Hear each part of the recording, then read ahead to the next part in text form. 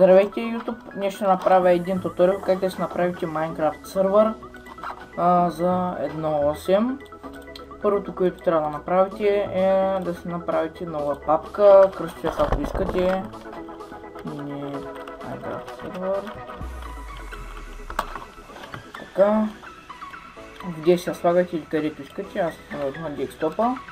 Отваряте се, влизате в интернет, пишете CraftBucket, първия сайт. И тук са версиите. За коя версия? Тук е 1.8.3, 1.8, 1.8, 1.7.10, 1.7.9, 1.7.9, 1.7.5, 6.4, 1.7.2 и т.н. 1.6.6, 1.3, 1.6. В случая теглим първото. Да. Ще ползвам докато се изтегли. И ето готово, изтегли се. След това влизате папката, където ви се изтеглил. В случая на мен е тук в изтеглени файлове. Дърпате си го, фащате го и си го дърпате в папката на сервера. Така, след това давате десен бутон и се го преименувате само на CraftBucket. Само на CraftBucket, това в стане. След това създавате си нов текстов документ. Влизате и слагате ето този код. Тук вместо фазе, значи някъде може да го намерите и отдолу кода пауз, да има пауза и така да пише, ама с главни букви пауза, то се изтрива. И тук няма да е пауз, ще е труе на другия код. В случая аз съм сериално IP, съм си го направил, ще е пауз. Така. След това запиши като. И тук пишете run.bat и тук ще запиши. Това го затваряте и изтривате.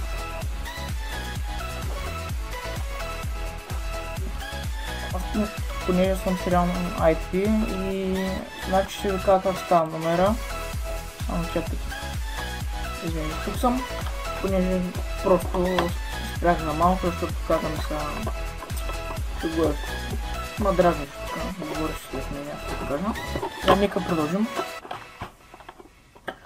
Аз съм с реално IP, защото съм си го направил. Който е с хамачи, на кода ще му стане true, нали тук. Ще остане вместо файл, true ще му стане. Аз съм стериално и аз съм си направил си го от където си плащам интернета. От офиса им съм отидал в офиса им и казах, искам реално IP и те ми дадоха номер да звъна на техници си там да ми го направят. И затова аз съм със статично направил. Някой път не се променя, но може да се промени, ако има някакъв проблем при тях. И така, отивате в офиса, на който интернет сте и където го плащате и казвате, искам реално IP, те могат да питат за какво ви и ви казвате за Minecraft сервер, но може да го ползвате и за CS и за като сервер искате и остава реално. Така, като сме направили всичко това, цъкаме Run, чакаме.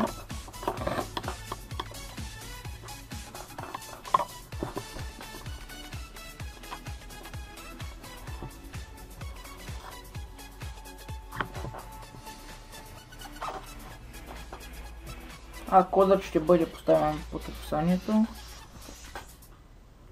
В описанието. Да, тук ви излиза по този начин ви излиза. Че има някакъв проблем и ви спира автоматично конзолата.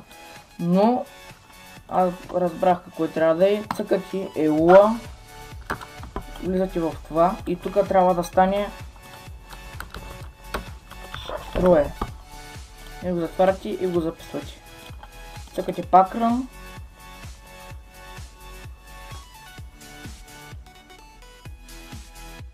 чакайте.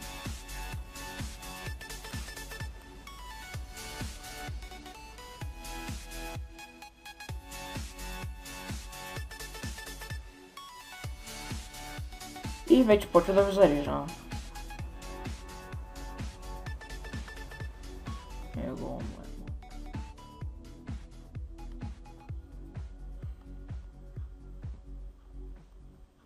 Добре, ще спра докато зареди. И ето, отново съм тук, зареди. Като ви излезе това като ви излезе, пишете стоп.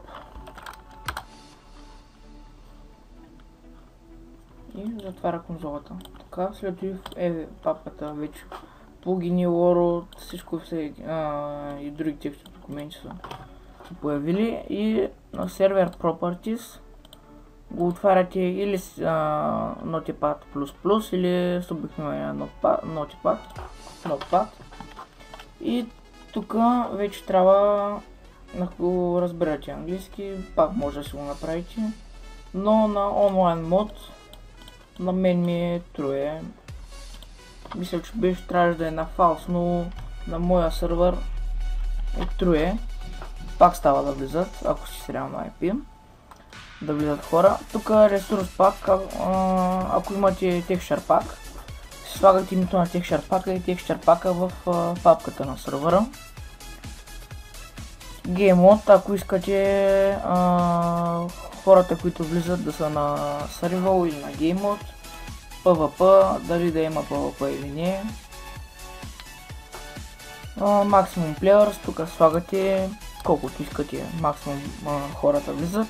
Примерно, не знам, 30 да кажем.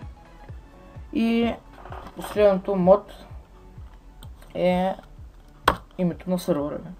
Кога да бъде, тук си пишете името на сервера ви. Кога да бъде моето. Salamja Style. Salamja Style. Така. И сейфате, затваряте. Така. Следи, цъкате Run.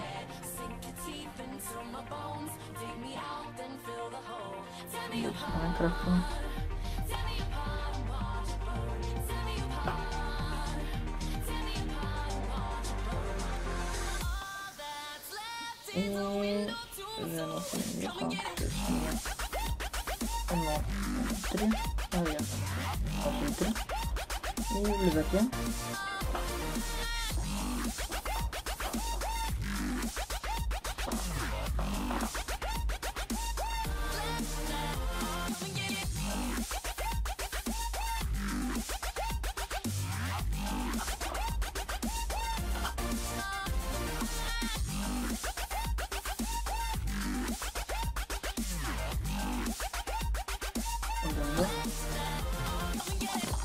И слагате